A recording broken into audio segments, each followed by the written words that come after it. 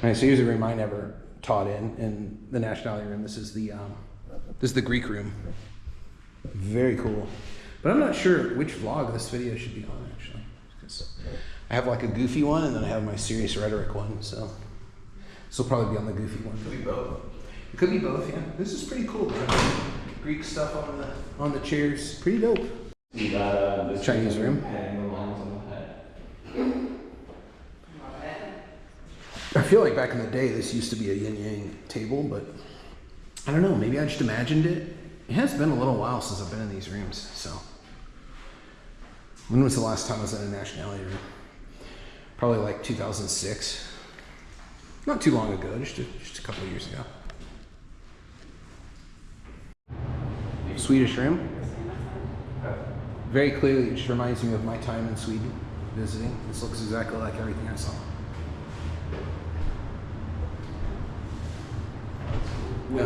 Swedish television projector unit. Swedish chalkboard. Do we lock ourselves in? Maybe. Don't worry, the next group is going to come. Yeah, there's also a panic button. Christianity and the Romanian nation could bloom something. So basically, like this guy and his family were martyred by the Ottomans because he refused to convert to Islam. Mm-hmm. And there's like a pretty gruesome story. Basically, like he killed the Ottomans killed all his kids one by one in front of him and said, "Would you convert?" And he basically said no all the way. So he totally defended that in front of him. Wow, crazy. Very Romanian to be like, we get one room, we're going to talk about how Ottomans did something wrong.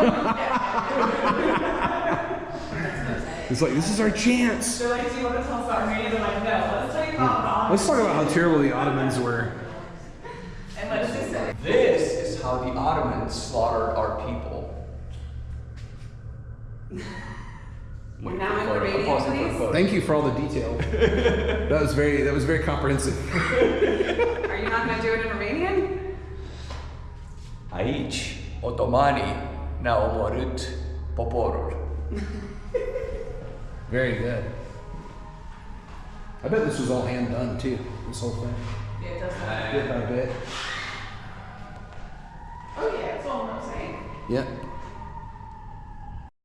Yeah, the Lithuanian room full of mechanical cleaning supplies. Lithuanians take note. This is cool. The walls are covered in this like knitted thing. I mean, it has a glass over it. Yeah, it's pretty cool. What is that? I love these chairs. Like fairy.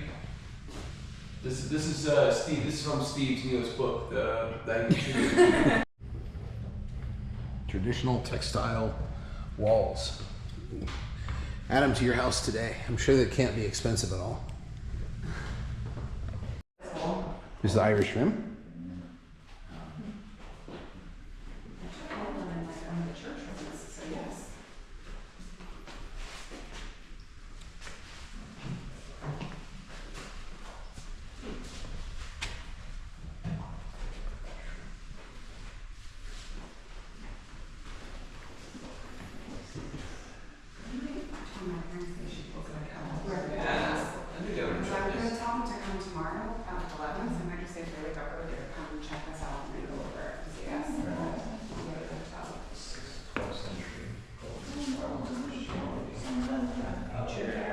Yeah, some of them over time they lost their little nose. I think it's just from use, you know. They teach in these rooms still, so there's only a couple that they don't teach in anymore. Okay, I need to do that over here. Okay. Hungarian room. University of Buda. I would get to this class early so I can get it. See that here. Very nice. It's the best. So they're historically important people. Yeah, those seats are the best. Except for this one. Uh-oh. Secret stash. That's where they keep that's where the goulash is. This is pretty nice. It was very nice. What do you think, Sarah? Do you like this room? Mediocre at best.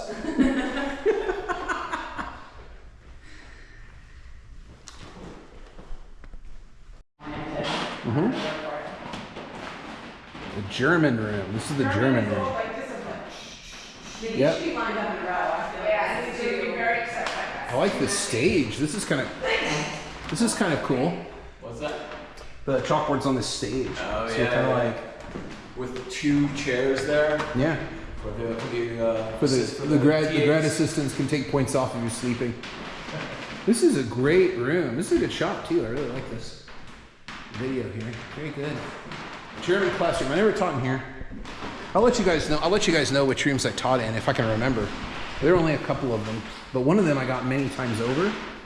And we'll see that one in that room is a little embarrassing in my opinion. So let's see what you think. German room. That's the official theme. This is like a This is the Renaissance room. Italian room. Yeah, it is Renaissance. All the different areas. These seats remind me of when I taught in Ukraine.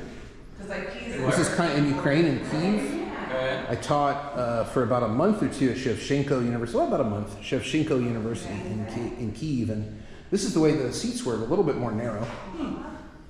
But I was always transfixed by that. I came into lecture, I'm like, oh, the seats are like fixed. Yeah. It's like church or something, you know? And I thought, how weird, that wouldn't fly in the US. But I don't know, maybe in one-room schoolhouses they had this kind of like church seating, as I think of it. This is very cool. Did you see the back of it? Oh, look at that. It has all the city names and I guess the year they were founded. I bet if you had a class in here and you went on Jeopardy, you'd be like, I'll take Italian cities for Yeah, exactly. 1,000. Sit all the way back. I'm really digging these like other areas of seating that they have. Could I just show up and be like, I'm gonna take class from here? This town, founded in 1772, your taxi might float. What is Vigo? What is Venice? I'll take Italian cities for 800. That is not when Genoa was founded. Maybe it's when they took it back from one of the many times that Yeah. they lost it. They were happy to be their own country for a little bit. Czechoslovak room. This is great. The ceiling is amazing. Oh wow. Look at that. This is so cool.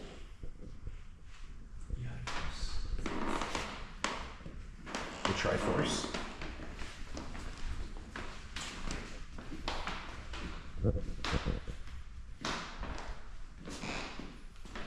This is really something.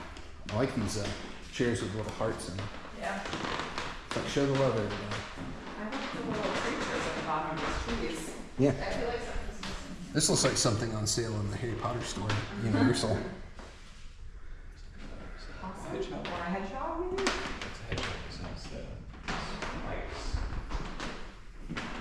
This is great. Great.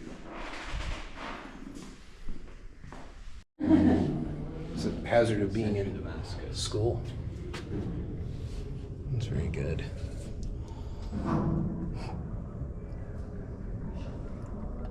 Well, we can't get a glare-free shot, but you get the idea. It's a Syria-Lebanon room. And this is the Russian room, and I can't convey to you how stuffy it is in here. Like, that's not a joke. It is like there's no air circulation whatsoever in here. Dedicated in 1938. Mm-hmm. It smells like fresh meat. It's a cool lectern, huh? Yeah.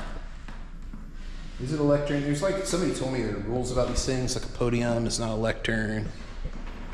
Like there's all these different names for them, I don't know.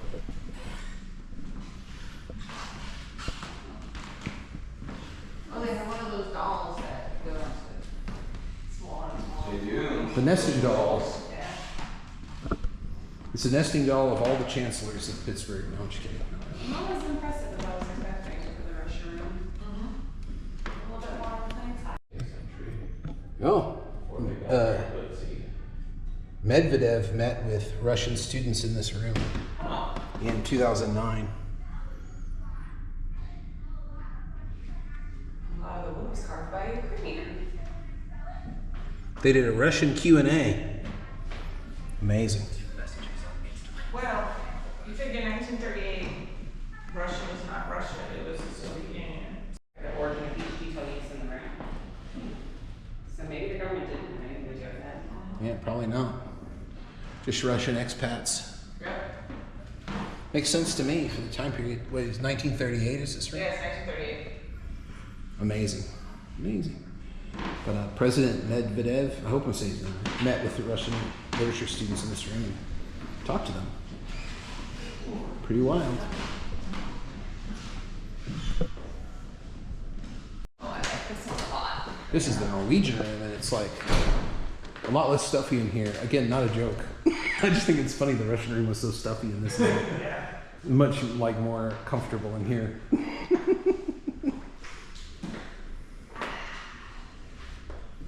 This is very nice classroom. And, I don't think they use this fireplace, but in a real Norwegian classroom, I bet this would be on quite a bit of times of the year. Would be my suspicion. This might be my favorite room. Yeah, you like this one so far? Yeah. Yeah, I think it's very comfortable. Right? This is Oh. Georgian style. French. Well, I don't know much about French design or. What year was it dedicated? It tells you a lot, I think. Oh, that's It true. is at the end of the 18th century. Oh, nice. 43. So we've seen So I tapestries got like this in the French map. government after they were occupied by Germany in 1943, so I'm thinking it's the French people of Pittsburgh. I think so. Jacques Carlu, director of the famous School of Architecture at Fontainebleau, chose the Empire period as most suitable for an academic room. The Empire period. Very nice. The end of the 18th century in France, architects and artists developed a style inspired by the glories of the ancient and classical past, as rediscovered during the Napoleonic campaigns in Greece, Italy, and Egypt. It's funny how all European empires in the 17th century picked the same style. Yeah. The Georgian style is the same. I mean, it's slightly less gold. Yeah. But it's also like very classical inspired. Yeah. It's like it feels like a little bit Roman to me, a little bit Greek, like all the imagined what an empire should look like. It all comes from like, well, this is what an empire should look like, and then it became what an empire should look like materially through all the stuff that survives. Yeah. You know what I'm impressed is that this looks so clean with everybody that knows chalkboards, Oh, you yeah. know, all the chalk, dust and everything else, and this Yeah. looks still very clean. Is there something protecting it, or is it just No, it's just there. tapestry? I think they spend a lot of time cleaning these rooms because Yeah, I I think used so. the chalkboard a lot when I taught in my rooms, but it was always like really nice, clean classroom. It's been about 20 years since I've been in here, but English room's still looking the same. This would be a great room for my class. Yeah. Well, I did tons of debates in here. Oh, you did good? Yeah, I actually debated in here. I debated the British tour in this room, and I sat right here. And we spoke from here. And this is the original House of Commons fireplace That is very cool. from the Blitz, from the post-Blitz. The government donated it. This reminds me of like a high table. Yeah, that's very high table. Yeah. This is cool, huh? It's- If you go eat at any of the colleges in Oxford, there's like a high table Oh, yeah? for Oh, for the professors to eat and dinner. sometimes graduate students. So we got to do the high table once at Trinity. Oh, cool. But it's That's like very cool. here, but like up on a platform. It's like we're Yeah. You the Going fancy down people on for everybody. eating. and Looking everyone down on all the. else You're like, chew your food. You get another napkin. They get slightly better food too. They do. You get better wine. Yep. Then you go to the senior common room, which is the professor's common room. Oh, And then you get And better then you port get as port. well. Yeah. very nice, very nice. So- Yeah, I had a lot of debates in here. I had my students debate in here. I came to debates in here. I debated the British in here, which was So pretty this fun. would be the judges, presumably? Yeah. Or is it like The audience judges- style, like at the Indian? And you know me, the judges, and also my video camera Yeah. right there, my ancient video camera. And You didn't do the like pick a side? we did. I always did votes by acclamation because the students like the heckling. Yeah. So it'd be like, you got to bang really hard on the. But one of the debates we had in here that was a classroom debate between me and my friend John Reef, who's in Colorado now, is we had both of our argumentation classes prep two different sides, and then they never met. And then we did this big show debate in the evening and invited, and it was full. Everybody was here. And then we invited the provost to come because it was about academic freedom. You know, the idea that students have some kind of rights to express conservative ideas and that shouldn't be stomped on by the university. Yeah.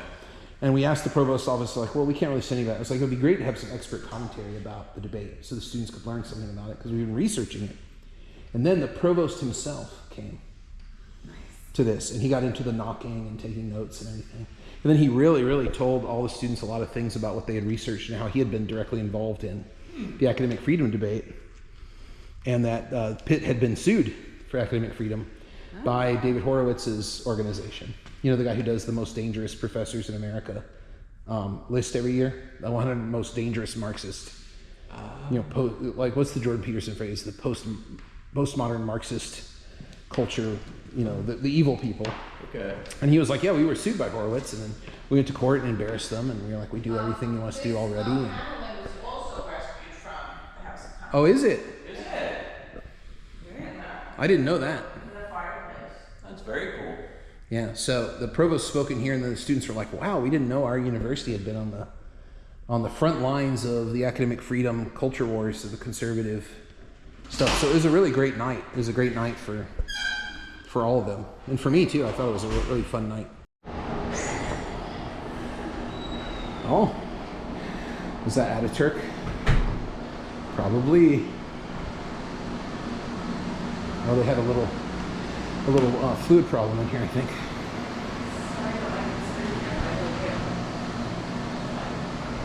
This is so ingenious. Yeah, isn't this cool? I like this room a lot. Beautiful. Should we turn on the lights? I kind of like it with the dark, foreboding presence, but there's a really nice, I think it's Istanbul.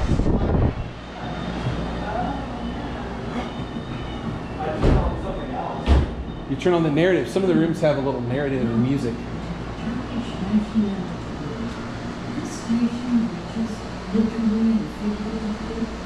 Oh yeah, that's Istanbul. Beautiful.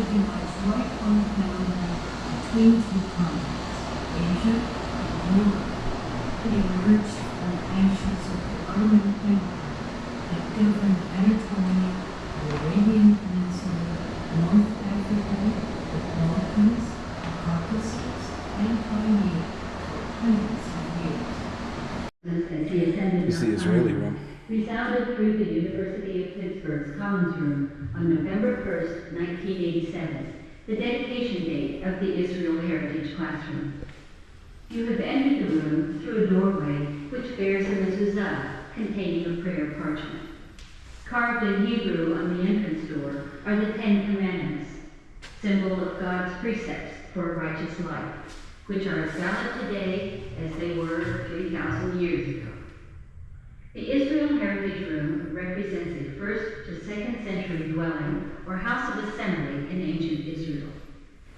This turbulent period saw two Jewish revolts against the Romans, the destruction of the temple and the banishment of the Jews from Jerusalem. The agricultural society, which they then established near the Sea of Galilee, is reflected in this room. On the front wall, the 3,000-pound stone carving bears elements of the 2nd century synagogue frieze at Capernaum on the Sea of Galilee. Grapes, pomegranates, and dates flank the 6-pointed star. In the 2nd century, this star had no particular Jewish significance. However, in the 19th century, it became known as the Star of David. The volumes displayed in the bookcases represent Jewish writings over the past 3 millennia. Study and scholarship are of prime importance for the Jewish people, often referred to as the people of the book. The student chairs are inspired by Capernaum's 2-tiered stone benches. On the window wall, a plaster inscription proclaims the Talmudic laws which governed the growing of crops in Galilean villages during each 7th or sabbatical year. Copied from writings found. Country specific. Well, it's problematic because the Africa rooms, well, I mean, you know, it's a problem. But then you read the thing and it's like, well, it's West African traditions of teaching and pedagogy, and they made a lot of compromises. But the best is, like, I would do a lot of group work in here, and then they have the noise narration thing, and so I get the groups back together by sounding the thing, noise. so you can have that experience yourselves of being like my student in this classroom after group work time is over, which is great. And the chalkboards, actually, this thing explains a lot about the room. But I guess my question is, like, Oh, there's so where'd many it go? European rooms. Is there no, Is that an Egyptian? like, is there a There you Nigerian go. room or like a, do you know what I mean? So they're trying to represent, but you're trying to represent all of these different languages and cultures and stuff. It's, they're trying. So anyway, this is the best. Are you ready? What year was it? I don't know. They'll tell us. You ready?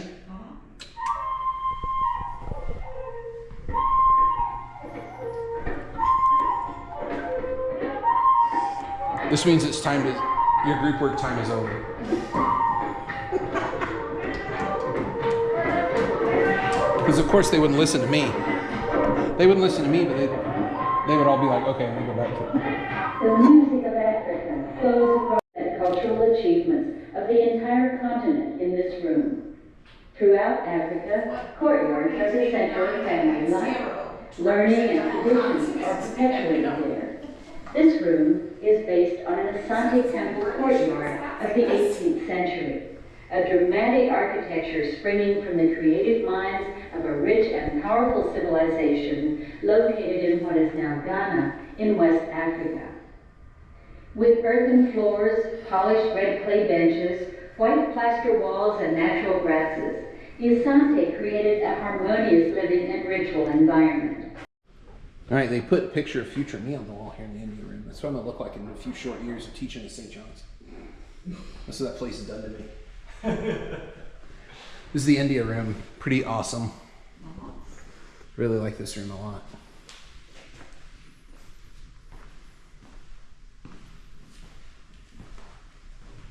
That's right, you want to go with me. Yeah. The ancient Indian university model. How does one get to, oh, back here?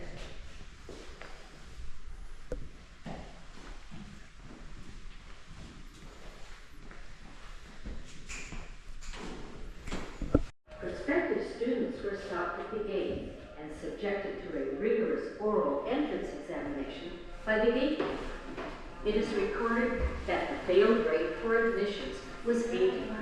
That sounds great. The site pushed under 80% admission decline. Oh, sign me up to teach at Nalanda. building and teaching compounds. This 80%. room represents a courtyard surrounded by living I quarters. don't think we have anything close to 80%. Columns here replicate those found 80% rejection rate to get into this university. flags, Sure you do. tassels, Harvard has like a 3% admission rate To these the days. left, Yeah? the chalkboard and cabinet. Only the most woke. They are carved seals of the Only the wokest get to go to Harvard. Yeah, that's right. sanskrit Are you woke? Do you subscribe to Harvard Business Review? Okay, you're woke. floor and pilasters, You and get the in. principal building material of ancient Nalanda.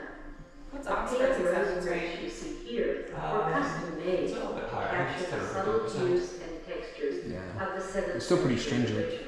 Yeah, they have The team of Pittsburgh Masons, the exams, the oral they examinations. each brick by hand, cutting hundreds of them in order to This is really cool. fashion complex forms.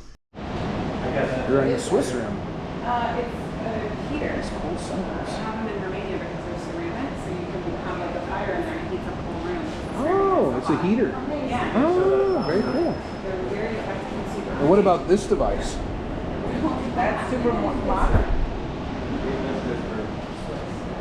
We need to know when we have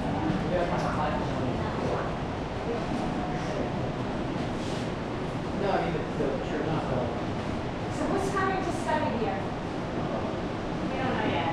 You don't know? This building has not convinced you? I want to come study here. You're right. Which one? Which one goes to you? You're going to college? Yes. Girl.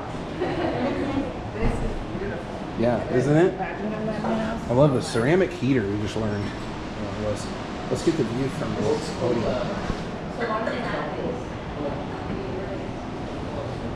Pretty good. Swiss room. I don't think I've ever been in this one. This detail here, Santa. It's pretty good. I wonder if it really is Santa. Or if this is just like some kind of Swiss outfit. We'll never know because in our ignorance we will not look anything up. Goblin style vlogging means first guess, best guess. That's in English. Oh, 2012. Okay, well no wonder I've never been in this one. No wonder I've never been in this room. Yes. What do you think, Johan? You like your room? Very much. There's a toggle. Should we do the toggle? Sure. Are you sure? Here we go.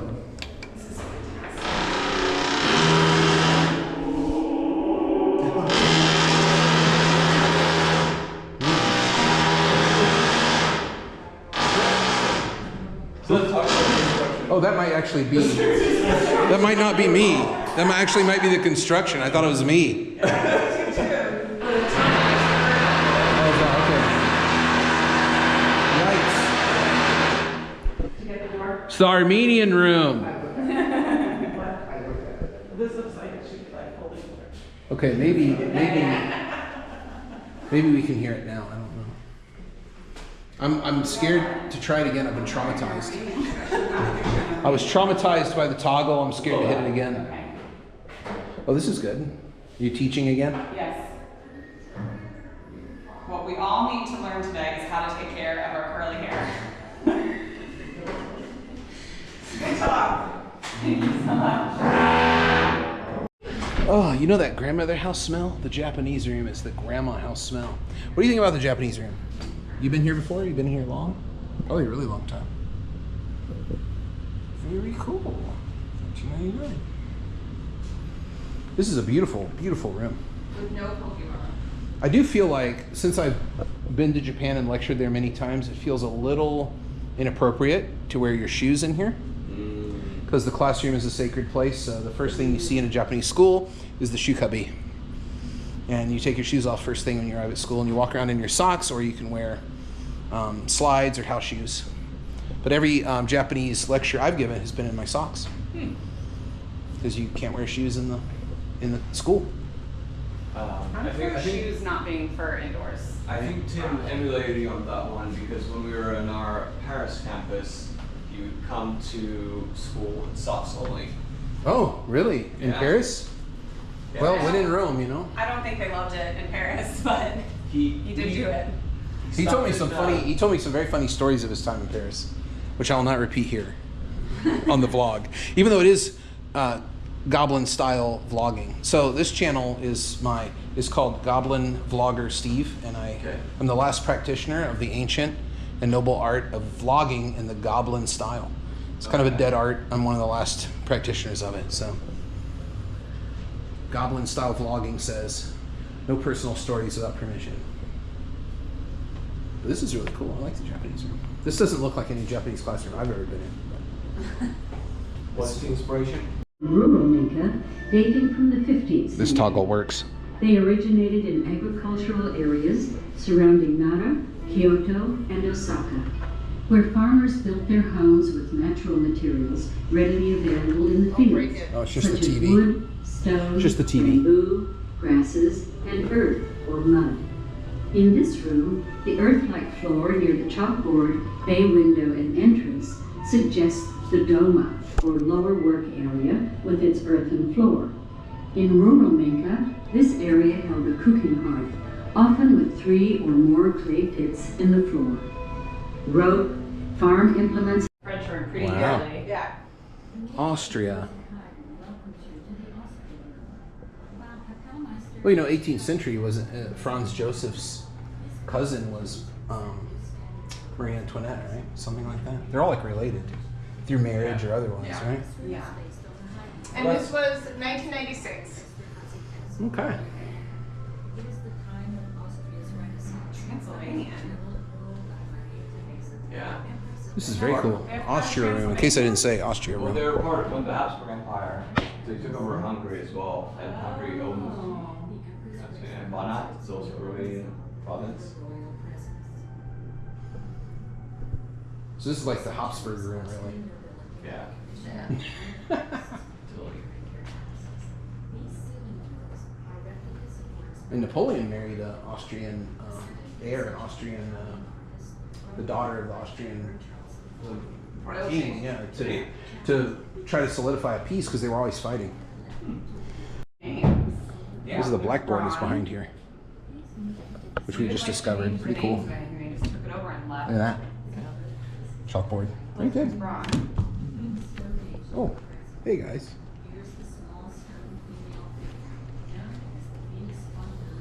Very cool. Very cool.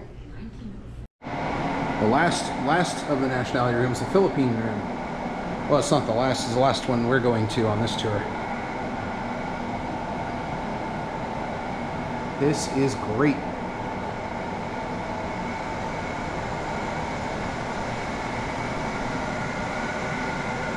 I like the backs of these desks. They're breathable. They don't sweat too much, you know. Good ventilation.